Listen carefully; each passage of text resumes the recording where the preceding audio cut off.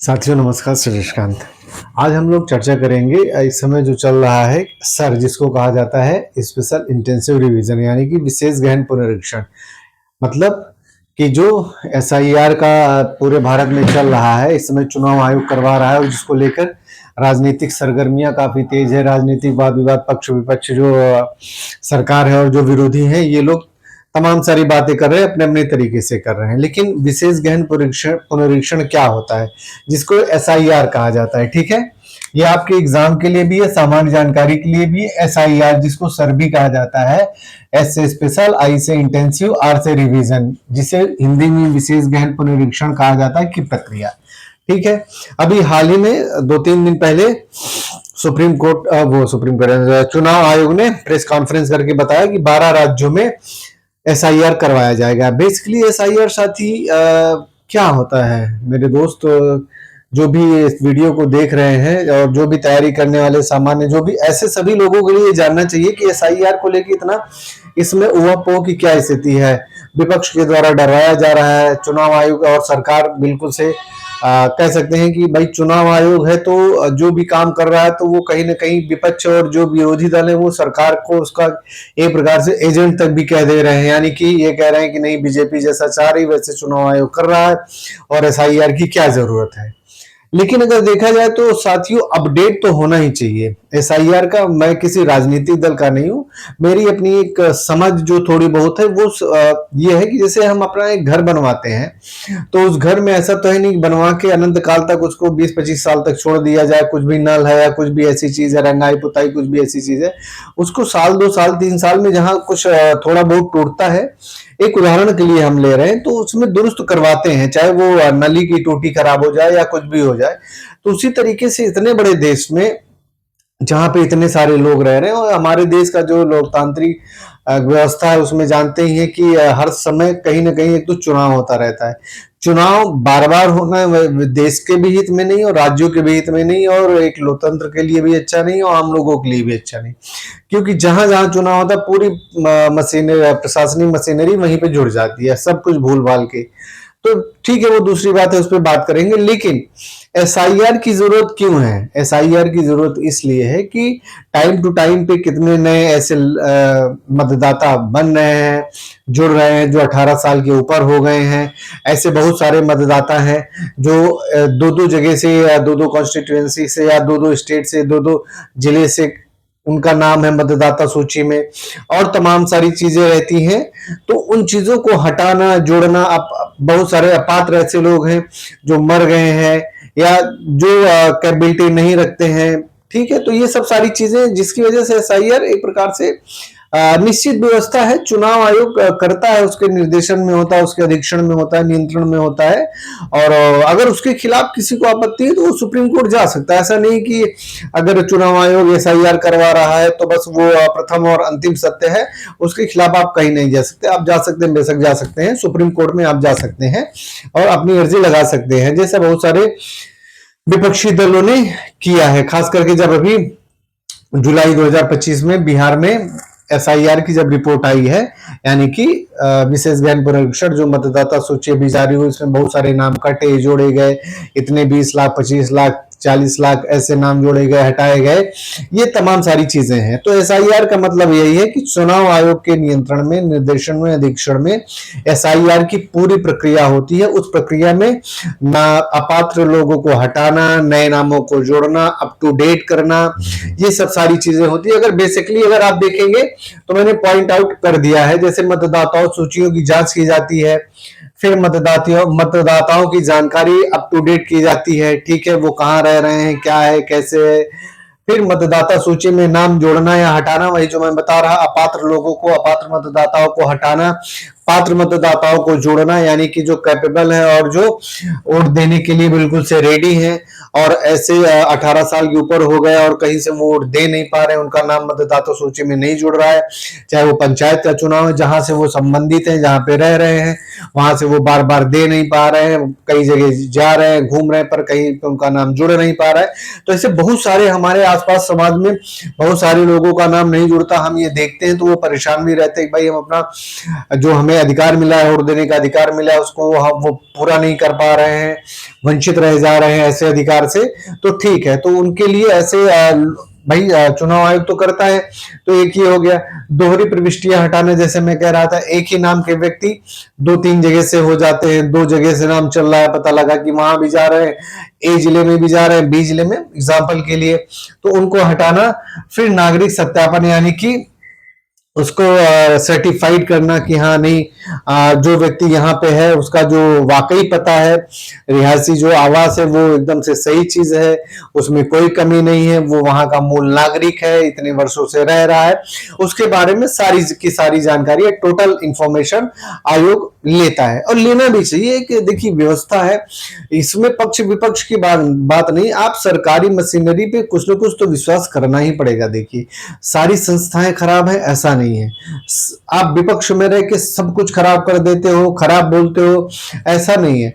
आपको ठीक है, आप विपक्ष में हो, कोई भी पक्ष विपक्ष की बात नहीं, पर जो हमारी एक लोकतांत्रिक संस्थाएं हैं, संवैधानिक संस्थाएं हैं, उनपे तो हमें विश्वास करना ही पड़ेगा, आखिर फिर देश कैसे चलेगा। ये चीज एसआईआर गलत नहीं है, एसआईआर सही चीज है, बिल्कुल से सही चीज है, क्योंकि हमें अप टू डेट करना चाहिए, कितने लोग मर रहे, कितने लोग जुड़ रहे, कितने लोग नए आ रहे, कितने लोग हट रहे, ये सब कौन करेगा। ऐसे तो है नहीं कि सालों साल ऐसी व्यवस्था चलती रहेगी, 50 साल के बाद हम करवाएंगे, जो जैसे चल रहा है वैसे ही चलता रहे, नहीं, ऐसे नहीं हो सकता है। जब एक देश को आगे बढ़ना है तो छोटी छोटी चीजें और इन सब चीजों को तो ये कह सकते हैं कि इसमें कोई किसी को समस्या विशेष रूप से नहीं होनी चाहिए, सिर्फ वोट के लिए और अपने राजनीति को चमकाने के लिए, और कह सकते हैं कि किसी संस्था पे सिर्फ आरोप लगा देना, ये ठीक बात नहीं है। तो कहने का ये मतलब है कि 12 राज्यों में अभी 2-3-4 दिन पहले एसआईआर से संबंधित घोषणा चुनाव आयोग ने की है, घोषणा किया, प्रेस कॉन्फ्रेंस करके बताया कि हम 12 राज्यों में एसआईआर करवाने जा रहे हैं, जिसमें से हमारा उत्तर प्रदेश भी है। एसआईआर की शुरुआत 4 नवंबर 2025 से लेकर 7 फरवरी 2026 तक चलेगी। ठीक है, मोटा मोटा नवंबर से दिसंबर, दिसंबर से जनवरी, जनवरी से फरवरी, लगभग 3 महीने चलेगी। ठीक है, 3 महीने में इन 12 राज्यों में एसआईआर करवाई जाएगी। लगभग इन 12 राज्यों में 50 से 51 करोड़ के बीच में जनसंख्या रह रही भारत की, लगभग 1/3 से थोड़ा सा कम, थोड़ा सा ज्यादा। ठीक है, मान लीजिए कि अगर 140 करोड़ है तो 50 करोड़ है, तो 1/3 से थोड़ा सा ज्यादा, यानी कि लगभग 35% के करीब में टोटल पॉपुलेशन का इस एसआईआर होगा। और एसआईआर में हमने क्या बताया कि क्या क्या होता है, यही सब सारी चीजें होंगी, यानी कि जो मतदाता सूची की जांच है, मतदाताओं की जानकारी है, मतदाताओं सूची में नाम जोड़ना है, हटाना, दोहरी प्रविष्टियां हटाना, ये सब सारी चीजें होंगी। ठीक है, अब विवाद क्या है, जो विरोधी है, जो बहुत सारे ऐसे कह सकते हैं कि झंडा उठा के सिविल लोग हैं, वो लोग पहुंच जाते हैं सुप्रीम कोर्ट में, वहीं पे रहते हैं, ऐसे लगता है कि कोई भी सरकार या आयोग या कुछ ऐसा करे तो बस वो बैठे ही रहते हैं तुरंत सुप्रीम कोर्ट पहुंचने के लिए।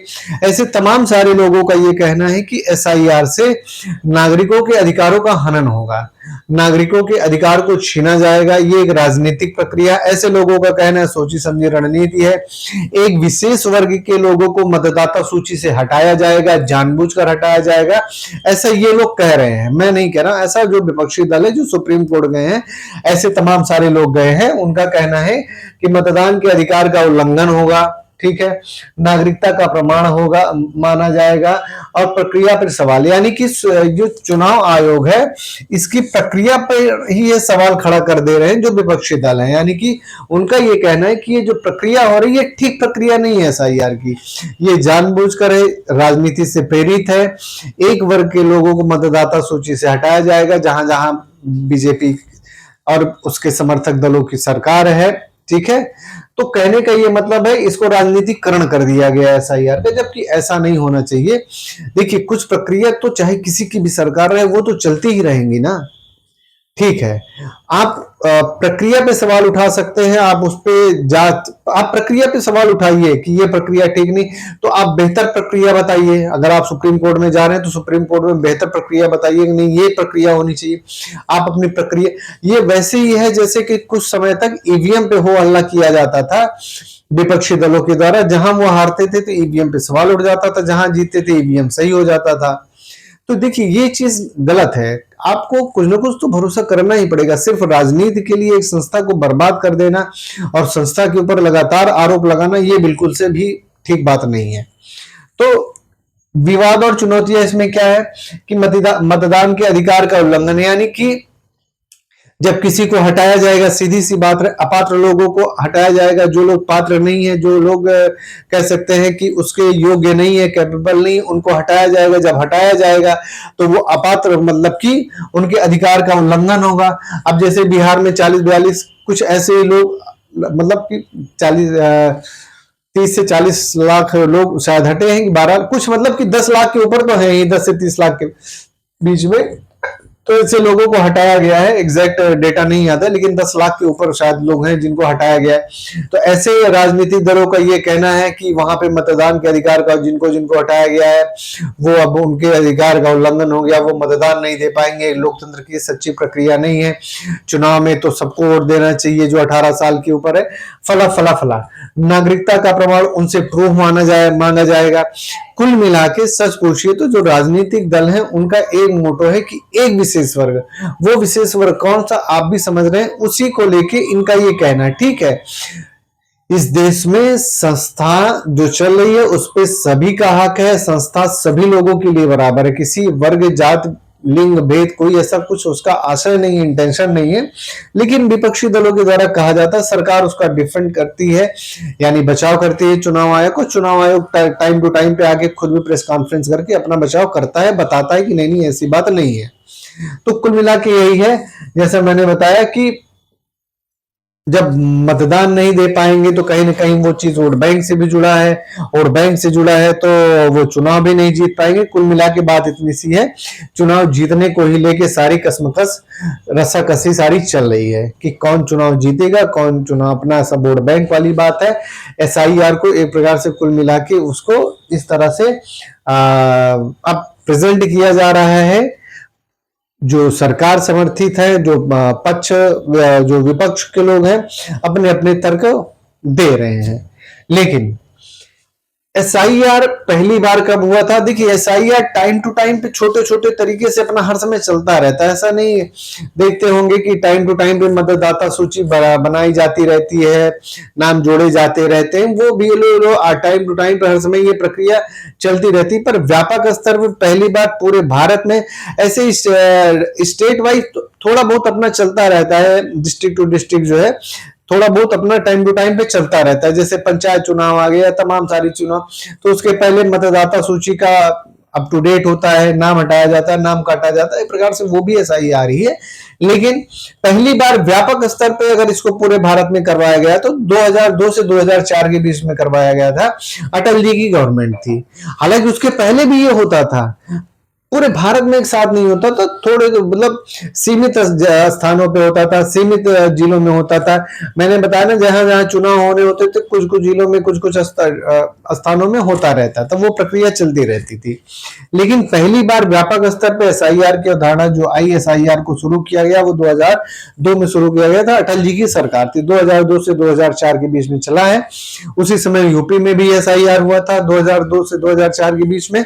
अगर अब हम देखेंगे तो लगभग 12-13 साल के बाद यूपी में भी होगा SIR, क्योंकि जो 12 स्टेट में SIR होने जा रहा है उसमें से एक यूपी भी हमारा है। ठीक है, तो कहने का ये मतलब है पहली बार इसकी शुरुआत कब होती है? 2002 में शुरुआत होती है।